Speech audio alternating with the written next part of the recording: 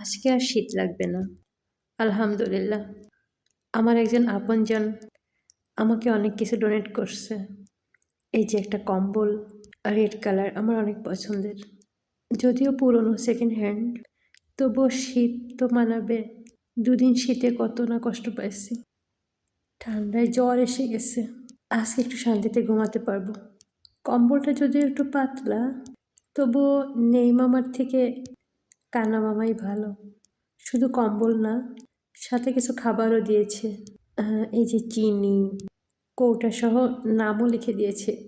দারুণ না? তারপর এই যে এটা লবণ, লবণের কৌটাতেও লবণ লেখা আছে। খুব ভালো লাগলো এটা পেয়ে। তারপর এটা হচ্ছে চিড়া। মাশাল্লাহ। এখন থেকে সকালে আর অভুক্ত থাকতে হবে না। প্রতিদিন সকালে চিড়া